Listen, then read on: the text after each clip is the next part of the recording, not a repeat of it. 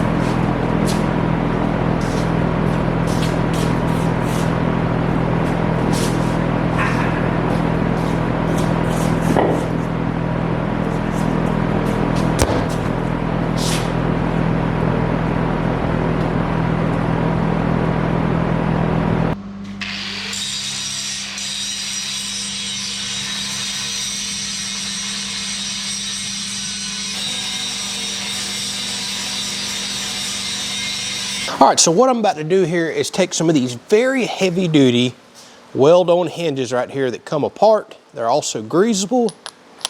They're rated for several 100 pounds a piece. I've got the paint ground off of them and I'm gonna weld them. So one side is gonna get welded to this upper frame, one side to that main frame that you see me build at the very beginning. And also short, it's gonna allow these pieces to pivot up, and more importantly, for me to slide off this direction, that one the other direction, and remove these big panels that hold, well, 6 panels each. That's about as much as you can actually pick up and carry. So 6 at a time works really good. But what this allows me to do is actually pivot this piece to match the angle to the sun that I want at certain times of year, and quickly remove these in the event of, well, a hurricane or a major storm coming in. That's what makes this system storm ready right here, because it can be broken down in the matter of a few minutes, brought inside where it's nice and safe.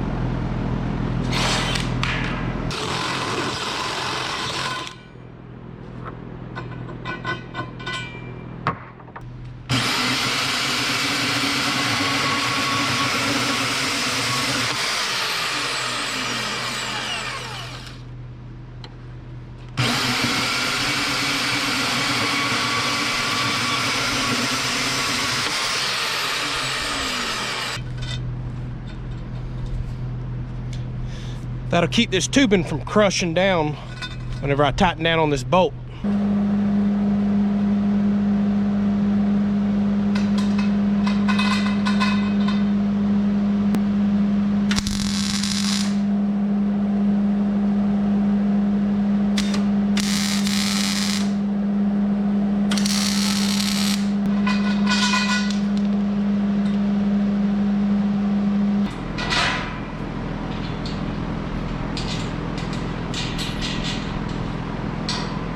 So in case you missed the last video or I built the other one, you can see I've drilled 3 holes down here. That is an average angle that is now put on this. Keep in mind it's going to be this direction right here. That's going to be vertical. But that is average degrees for spring, summer, and winter down here in Florida. These holes that I have drilled right here, so I can change this array up. Constantly tilt up to follow the sun, because as we go from winter, the sun is actually over there. Now it's starting to get up in this direction, and once we get all the way up into the peak of summer, it's going to be going overhead like this. All right, so I'm about to put all the brackets on these panels right here, get everything set up, and kind of pre-drill all my holes for mounting these. Now these are dirty. I've already used these panels right here, but I have a bunch more in the box. I do want to say I'm using the Renogy RNG 100D panels. These are 100 watt panels right here, and it's kind of their new, little more compact size. So I'm specifically building it for these panels right here. Now I did purchase a few extra in case I have some damage in the future. But one thing I want to say about these panels, they're cheap, $85 on Amazon, and they work very well. I've actually been consistently getting more power out of these than they claim, especially in the midday sun. So thus far, I've been quite happy with them. And no, not a sponsored video or anything like that. Actually, I reached out to Renogy. They never responded. I just like the panels.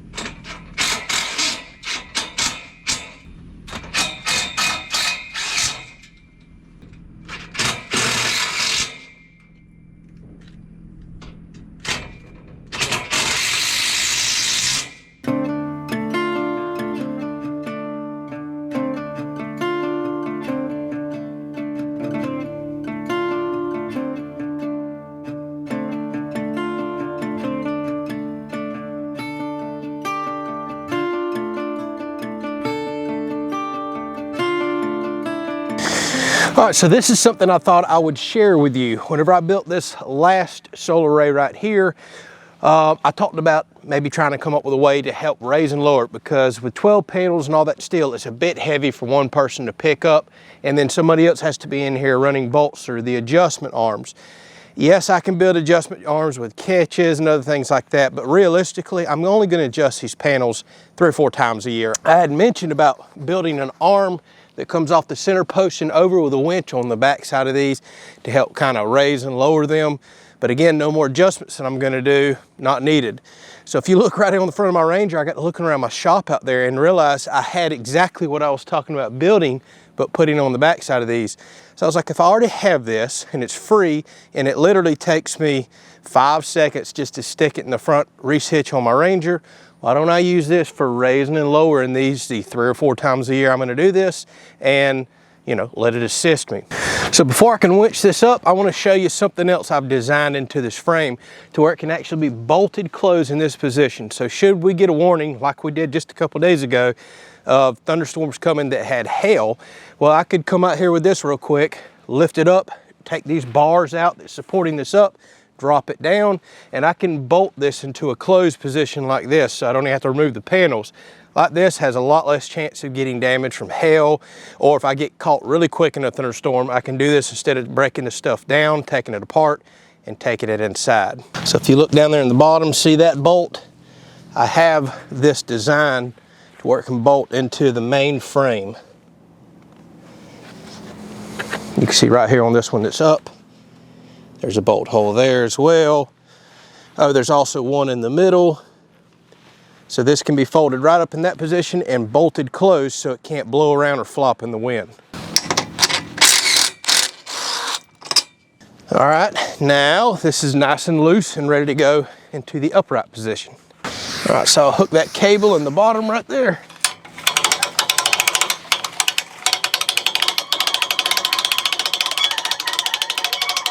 And here we go.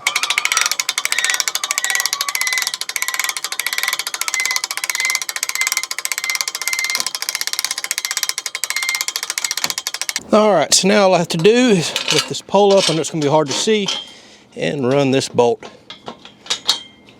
right through.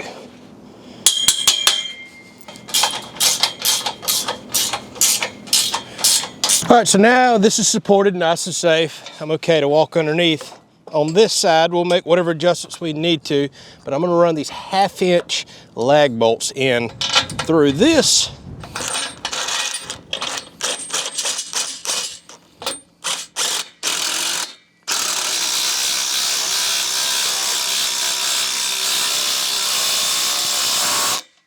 So now we have 3 1/2" bolts holding all this up in the air, more than strong enough. And you can see the angle of this one versus the other one over there. I'm about to move that entire frame up to match this one and then adjust it. But if you take a look at the sun now, the angle I just sat at looks to be about perfect to it.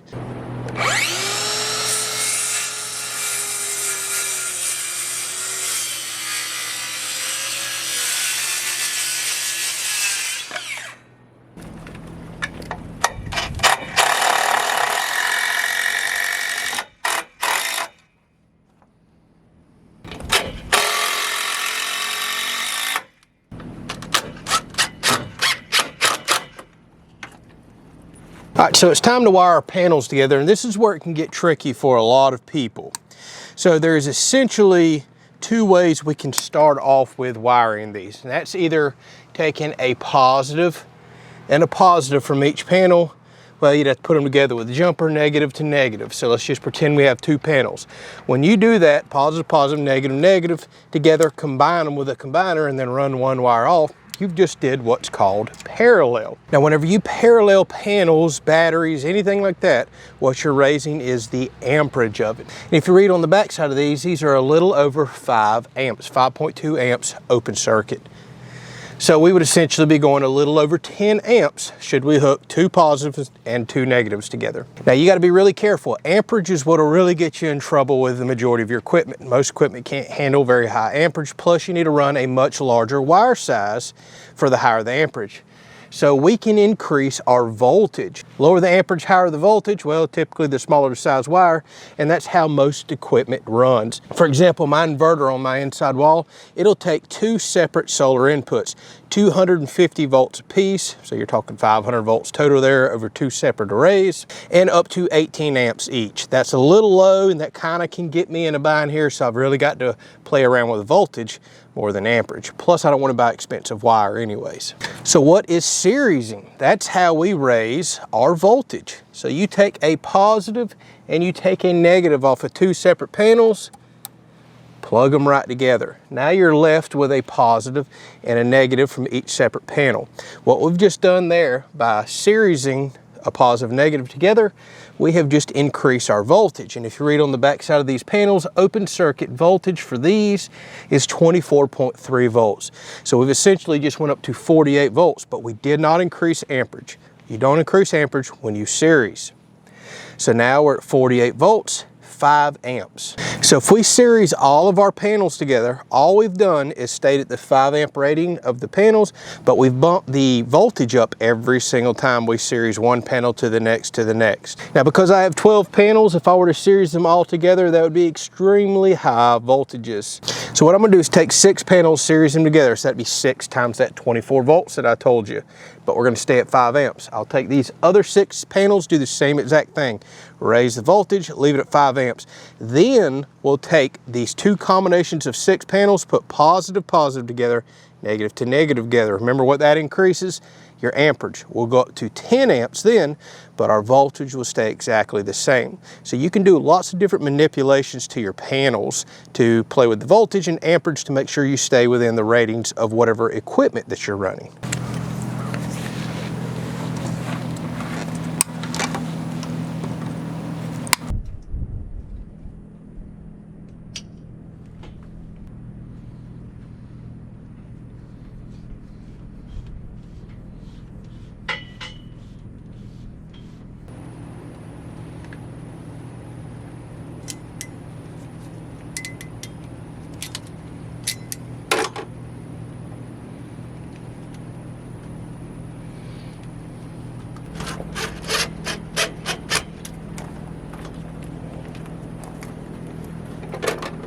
All right, so let me show you where we're at right here. I have my positive and negative coming out of my little protective tubing right here that I'm about to plug into the panels.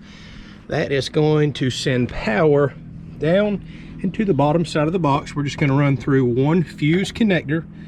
Ultimately, that ties over into my surge protector, which I now have grounded. I've also grounded the frame, and I've run over to my ground rod all the way over here and made my connections. So what that surge protector will do, should we get any lightning strike or major surge or something that happens to the panel and it enters the box, well, this surge will take that increase or that spike right there and actually discharge it to ground. And you'll see these little green windows go to red, and you need to replace this piece. So coming off this bar right here is the power that's ultimately feeding our breaker right here, along with the ground that comes through. It comes out the bottom, goes back through this protective wire right here that I have run up and over alongside the other box. Here's the output line from it. Here's the output line from the one I'm running now. And then we have 2 lines going into the building. So now, should something happen, we're fused, we can pop a fuse, we can flip a breaker, and should we get a major surge, we can discharge that safely to ground, and we have the frame itself grounded down there. So should I pinch or have any short happen to the frame, I don't grab a hold of it and get electrocuted. And now in the future, if I add on more panels around the back, which I'm thinking about doing, I can half one side of that panel off over here and tie into this one. Same over there. So this gives me a lot of add-on and future adaptability right here, having 2 combiner boxes. And for all my everyday viewers that watch and are so curious about this stuff, look behind me. We're late in the afternoon. These panels are barely gonna pull in anything at this point, but I've done got a ton of sunlight here from first thing in the morning all the way through late afternoon. But now with this post being right here, I can potentially put another post over there and do a whole nother 1200 watt panel or 600, whatever I want, and catch several more hours of afternoon sun. And if I do a 1200 watt panel with 2 6-panel strings like I have here, one 6-panel string can go to that box, the other can go to the other box. Then I'll be up to 3600 watts. I can also put all the panels I could ever desire on the roof, but as you can see, I'm trying to avoid putting any holes or mount anything on the roof. I like the accessibility of everything down here, and it just looks a little better.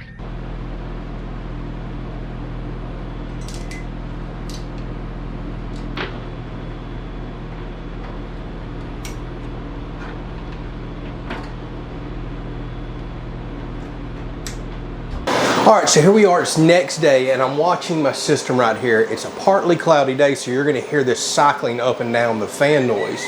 Right now, the solar panels are climbing because we just popped out of some clouds, but we're about to go right back behind more cover. So this is my Orient Power 6500 watt inverter, and it can actually take up to 8,000 watts of input, far more than I personally need. So we're nowhere near maxing it out, but the importance is what it can pull in and convert over to, well, battery charging and battery power. That's the number we're most concerned with. So this is a 5 kilowatt hour battery. So for example, my panels out there, when maxed out at around 2,500 watts, sounds like they're heading there right now, well, I could potentially charge this battery in 2 hours. 1,320 watts out of one set, 1.34 kilowatts. Check that out, 1.36. So that's 1,370 watts. 1,340 watts on the other panel array. And as y'all can see, it's a very cloudy day, so I'm cycling a lot. Getting full power right now, about to go behind more clouds, and well, we'll lose it. But this new angle adjustment right here is getting me beyond max capacity on these panels. Keep in mind, there's 24 100 watt panels there. So theoretically, 2,400 watts is what they're rated at. I'm getting 2,700 watts in there. So the fans are really ramped up because, well, we're pumping some power in here. I'm holding right at 2,700 watts of input from that array. Super exciting. Hopefully y'all can hear me over the fan noise. So right now I'm outputting around 340 watts to the shop. That's running my freezers, refrigerators, and a few other things out here. But at certain times, I've got way over 1,000 watts going out to the shop on my 110 volt circuit. So what that ultimately means is I want to pull in more power from my panels out there than what's going to the shop. Because this inverter's smart enough to say, hey, we've got 2,700 watts going in. We need to send several hundred watts out to the shop. Let's use solar first. And then the rest goes into charging, which is, well, close to 2,500 watts. We'll just use it for the example right here. Now that's where it gets exciting and where you really need to crunch your numbers. The inverter is important, but it's all about the batteries. So I have a 5 kilowatt hour battery right here, 5,000 watt hours. That's actually a little over. So if I have almost in excess 2,500 watts coming in right now, I can essentially charge this battery in 2 hours. It's going to be a little longer than that because you have some conversion losses of bringing in solar, converting it through the charge controller, going to the charger, and then down to the battery itself. Nothing runs for free in life. There's always losses. But what that's saying is, well, by mid-morning, I can charge one of these batteries depending on how depleted it is overnight. So on a standard night, I'm coming out and finding the battery around 40% in the morning running my shop. But on a very hot night where I have an AC that kicks off and on and I'm using a lot more power, I'm coming out and finding this close to 20%. So I need to charge back 80% of 5 kilowatt hours, which is no problem on a sunny day. I've done that before to lunch, pulling in that kind of power. So ultimately what that means is, well, I can add more batteries. I've got more charging capability out there, and that's what I plan to do in the future. So if I add another one of these batteries, well, now I have enough capacity that should we have a really cloudy day and there's not much charging coming in, if I'm charged from the day before, well, I can run mostly off of battery power and make it through a full day. So if I add a couple more of these batteries, which is my ultimate plan to get to 4 and 20 kilowatt hours of capacity, I can run a couple of days, a couple cloudy, rainy days, just off of stored capacity. With 24 to 2,700 watts on a good sunny day, that's per hour now, I can easily keep up with a 4 battery bank because I'm not going to deplete 4 batteries. And if I do, I have enough charging capacity here with the panels that I'm seeing to not only charge some of the batteries back one day, but offset and send some of that solar power out in the shop to run things. And it may take a couple of days to charge a huge battery bank back. Now, if I find that I don't have enough, add one more set of panels out there for an additional 1,200 watts or 3,600. Actually, what I'm seeing, I could potentially touch 4,000 watts that these panels consistently give me more in than what they claim.